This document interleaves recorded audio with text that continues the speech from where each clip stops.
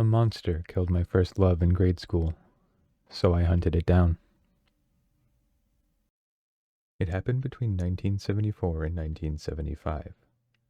Over the course of that year, 6 girls went missing from their neighborhoods. This was prior to missing kids appearing on the sides of milk cartons or up-to-the-minute news. So when kids went missing, it took a while for word of mouth and posters to circulate.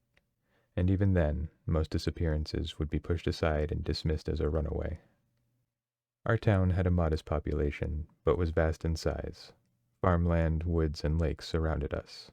We were an industrial town and had a steel engineering plant that employed most of its citizens, either directly or indirectly. That year, there were nationwide strikes going on in the Steelworkers Union. New contracts were proposed and rejected, and the workers walked off the job. Truck delivery blockages and clashes with the police ensued. Neighbors, friends, and family chose sides, which aggravated the situation more. The whole town felt like it was steadily tearing itself apart. And all the while, young girls between 10 and 14 years old were disappearing, and barely anyone was noticing. Then Anna Roberts was taken. I'd fallen for her the first day of grade 1. She was the kind of girl who immediately draws everyone's attention to her when she enters a room. She was sweet and kind and funny. She quickly became the most liked girl in class. By grade 8, I was hopelessly in love. I never knew how to tell Anna that, of course. I was shy and she was popular, so she never knew. Then, Anna was gone. I remember the morning her seat was empty in class. Then, I remember 2 days passed before a cop came to the school to talk to anyone who may have any information on her whereabouts. It was the town sheriff, Walkley, who did. He was my best friend Pudge's dad. I remember feeling bad for him. The last year of high tensions between his citizens had taken a toll on Walkley, and he looked 10 years older. I'm sure the last thing he wanted to do at the time was investigate another missing girl. Following his visit to our class, he pulled me aside and asked me to talk to the other students and find out anything I could. I agreed and asked him how the investigation was going. In 1 word, good. In 2 words, not good. There were no signs of a struggle at Anna's home. Her room was neat and tidy, nothing missing to indicate a runaway. There were no witnesses, no suspects, no clues, no leads. Walkley left, and I realized they weren't going to find her abductor. And I was right. The investigation hit a wall. Time passed, and Anna joined the other 5 forgotten girls, in spite of high anxiety and rioting in the streets. But the schools were still buzzing with gossip. Stories floated through our junior high of who or what was committing the abductions. Some kids said it was a criminal who escaped from a nearby mental ward. Others were saying there was a psychotic vagrant who came in on the trains once every 2 months to find his prey. He'd bring the girls' bodies back with him on the trains to be dumped somewhere in the country, which is why they were never found. But the prevailing theory among the students was more local. In our town, there was a large cornfield that pushed into it from the south, making a direct route access impossible. You had to cut through the field by foot or drive around it to get from east to west. If you were driving it, it wasn't a huge detour, but if you were walking, it could add an extra hour or 2 to your trip. Still, lots of people cut through it by foot. It was mostly teens and children, but some adults did too. Though I should say, it was only brave teens, children, and adults who did. Every time you entered the fields, whatever row you picked could lead you to what the cornfield was most known for, its scarecrows. There were dozens of them. The owner of the property, Leland Wallace, shifted them around on occasion, giving the impression they were moving on their own. For many, this left more than just an impression. But it was also the way he made them, with all kinds of strange nails, splinters, and patches of fur covering them. He painted a bunch of old, dried-out cow skulls black and used them for the heads. Many of the students believed the scarecrows climbed off of their posts at night and went looking for girls. When the scarecrow found the girls, they'd tear off their hands and feet and stuff hay into their arms and legs. Then, they'd cut out their throats and stuff dead crows into their chests. The missing girls were now up on posts, rotting away in the fields, and they were now a part of the scarecrows, one of them, and would go after any girls that entered the fields. No one dared check the scarecrows to see if any of them were the girls. It was way too scary to even think about. The scarecrow idea was shrugged off by anyone above the 8th grade. It was Santa Claus and Easter Bunny talk. But in our grade, it prevailed. There was a boy named Tommy Jarvis who claimed he saw them one night. The story was a little touch and go, as he also stated he was there making out with a girl in the 9th grade. But he did tell it seemingly genuine, with great detail, and for whatever reason, even I felt myself believing him. Tommy told us he and the girl were about 50 yards into the cornfields on a Saturday night around 12:30. They just started necking when they heard the wind pick up.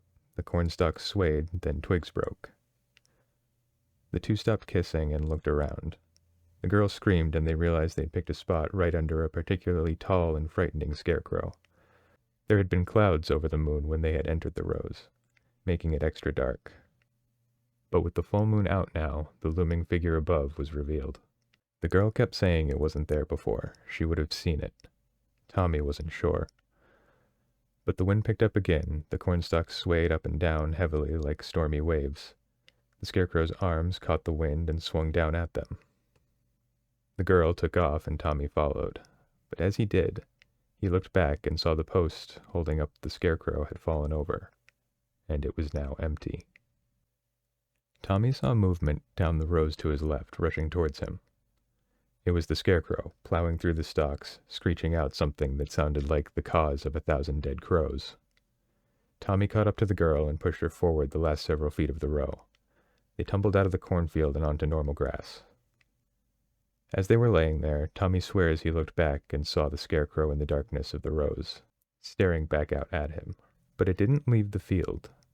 It stayed in the shadows of the stalks, then disappeared back to its post.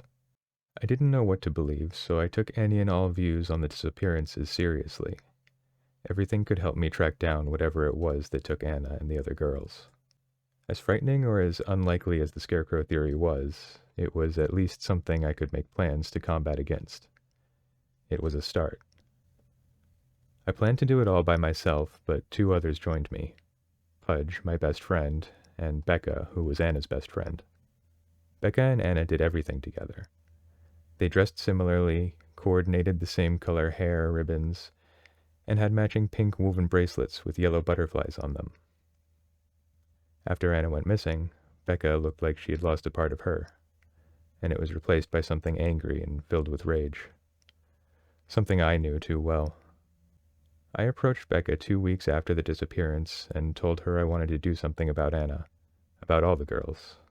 What was going on had to stop, and the police force was too hamstrung with the union strikes to put any real time in. So it had to be us. Becca was in before I finished my pre-planned and rehearsed preposition to her, and she showed to be cunning and resourceful. She also had access and experience with her father's guns. Her dad was a heavy collector.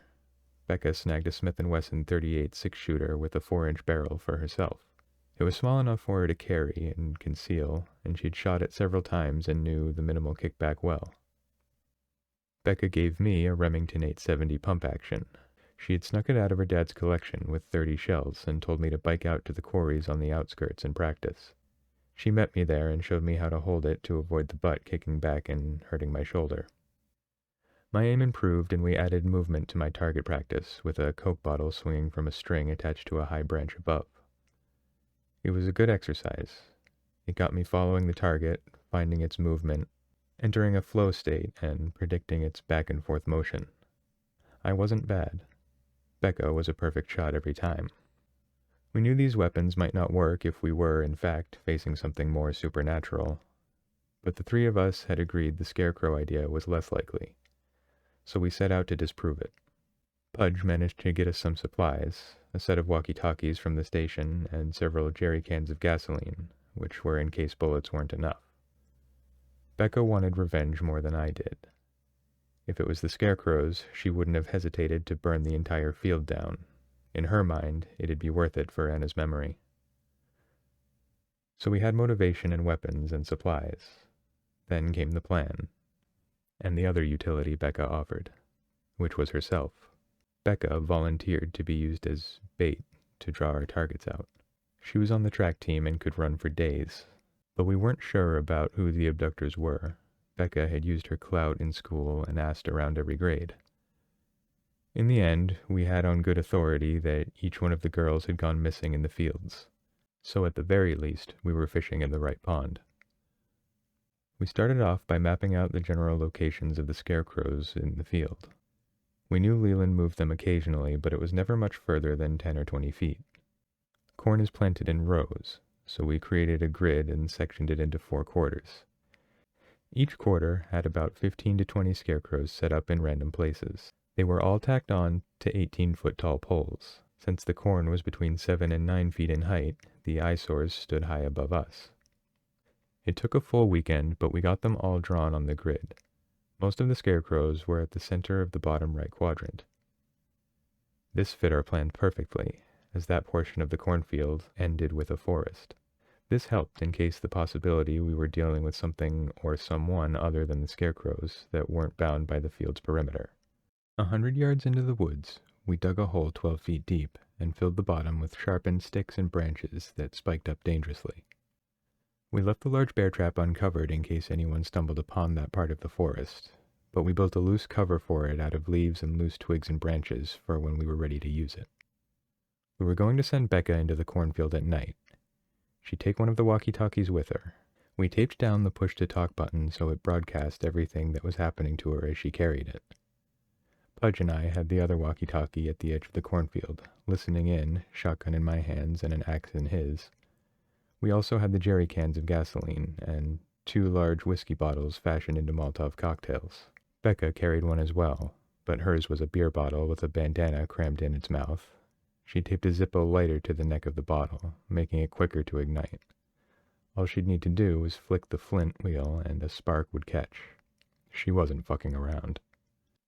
Becca would walk along the end rows whistling innocently, moving at the same pace and perpendicular to Pudge and I outside the field. She'd come across multiple scarecrows on her path.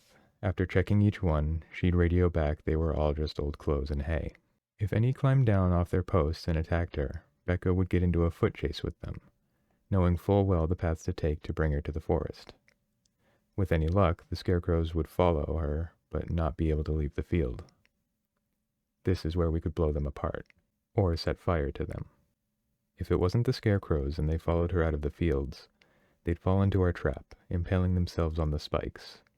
Then we'd set them on fire at the bottom of the pit. After they'd burned up, we'd fill it back in with dirt. Whatever was abducting those girls, if it was happening in the fields, we were ready for them. After all the prep work we did on weekends, we spent every Friday and Saturday night in the rows dangling our bait. Weeks passed. Nothing was happening. We tried branching out further into the grid, hitting new batches of scarecrows and adjusting our routes. But still, the weeks came and went without incident in the fields. Not only that, but it had been 3 months since Anna had gone missing. That was the longest stretch between girls. We started wondering if whatever had been happening with the disappearances was over, if we'd missed our chance at revenge, or if we were warding it off. Pudge was the first of us to throw in the towel. He was tired of spending his weekend nights out in the rows and didn't think whatever had been out there was still a threat. Pudge wasn't a huge loss, but he needed the walkie-talkies back as well, so that put an end to our weekend patrols. We all decided to do one more Saturday night, one last attempt to get revenge. Of course, Pudge backed out at the last minute, so it was just me and Becca. Since this had started, Becca and I spent hours together in the cornfields and the quarry. We talked on the phone and met up at diners and the town movie theater. It felt like all of that was coming to an end now. We met up at 10:30 on the Saturday night and walked down the cornfields together. This time, when she entered the rows, she talked to me through the radio. She told me about Anna, about playing sports and taking classes with her, bike rides and swimming, how good of a friend she'd been. It felt like a eulogy. It was beautiful, and Becca began to cry. I decided we were done for the night, and we were done holding on to what we were doing. Whatever it was had stopped, and we needed to move on. I went into the cornfields planning to tell Becca a new truth, which is that I was falling in love with her, and then I was going to kiss her. But just as I was approaching her, a heavy beam of light shot through the cornstalks, highlighting Becca between the rows. I ducked down as a man's voice yelled out. It was older, filled with authority, and it was familiar. It asked who was out here. With the light on her, Becca yelled out, identifying herself. The voice yelled back, approaching her. It was Sheriff Walkley. He asked if Becca was alone, and just as he did, I stepped backwards, snapping a cornstalk. Walkley called out to me and shined his flashlight. I left my Remington hidden in the rows, revealed myself, and joined the two. Walkley looked exhausted. The Union strikes had taken up all his time and energy, and now, tonight, was his one quiet one, and there had been a call about some high schoolers out drinking in the cornfield. He couldn't find any, but stumbled upon Becca and me. He offered us a ride home in his cruiser. We declined, saying we were happy to walk back. But he insisted. We followed him back through the corn rows to the road where the sheriff's car was parked. I got in the front seat with him, and Anna got in the back. As he drove, Walkley developed a nervous air about him. I noticed him looking at Becca in his rearview mirror repeatedly. I think she did too.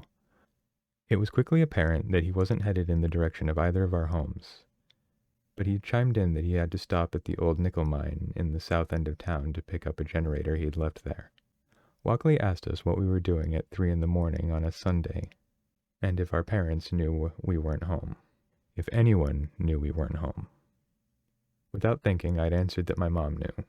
Walkley chuckled and said he doubted that.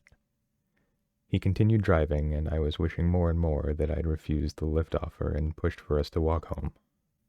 After 10 minutes of driving and the town lights fading behind us, we pulled into the old nickel mine parking lot. Walkley got out and told me to come with him. He needed my help. Then told Becca to stay in the car. I felt really nervous by that point. I told him I hurt my arm earlier and wouldn't be much help. Walkley stared at me through the windshield and said, "Get out." I couldn't move. I was too scared. Walkley got angry and marched over to my door. He opened it and grabbed me by the arm, yanking me out of the car. He slammed the door and dragged me towards the mine entrance. As he pulled me, I heard one of the car doors slam behind us. I don't know where it came from, but a strange instinct took over and caused me to jump to the side. A gunshot roared out, and then a second one. I tumbled but got my balance and looked back to see Becca with her .38 pointed at a now toppled over Walkley. She'd caught him with both shots. The first hit him in the cheek just below his right eye, which was now entirely red and sunken in. The second shot hit him in the neck, which was generating a considerable flow of blood out onto the ground. Becca walked over to Walkley and fired the remaining 4 shots into him. I got up and joined Becca. She lifted her hand, revealing a dirt and blood-stained pink woven bracelet with yellow butterflies. It contrasted with the bright and clean one that was on her own wrist. Halfway into the drive to the mine, Becca had found Anna's bracelet where she was sitting in Walkley's cruiser. It was crammed between the floor mat and the back seat. She didn't want to shoot him while he was driving and potentially cause a crash. She'd been biding her time, waiting for the safest and clearest shot. With the revelation that it was my best friend's father and the town sheriff who was responsible for what was happening, Becca and I needed to decide what the next steps were. Our immediate reaction was to call it in, reveal that it was the sheriff who had been taking the girls, destroy Pudge's life, throw the last bit of gasoline on the town and send it into a full bonfire. I'm a firm believer that anything that can be destroyed by the truth should be destroyed by the truth, that the chips should fall where they do. But back then, in that moment, I decided to hide it. My dad had taken me driving a few times, so we packed Walkley's body into the cruiser and I drove it to the bear pit we had dug. Becca and I dumped the body inside and filled it. We left the sheriff's cruiser in an abandoned lot and I walked Becca home. It wasn't perfect. There wasn't a perfect option. It was all a trade-off. We knew the town would be better off not knowing, but Pudge, would he fare better in the future wondering what happened to his dad? Or knowing exactly what happened to him and why? We decided leaving Pudge with empty hope for his dad's return was the best option. At least he'd still view his father as a good man, even though he wasn't. Becca and I assumed the girls' bodies were somewhere down in the mine, shoved in a crevice or hidden in some chamber. But it was too dangerous for us to check. We waited a few months and then made an anonymous call to the new sheriff that there were bodies in the mine. A week later, Anna's body was discovered in the mine, as were the other 5 girls. Closure came to the families, and to Becca and I, but not Pudge. He fell heavily into depression, and his mother moved them to another state to live with relatives. Becca and I started dating. We stayed together through college and got married shortly after, and are still together to this day.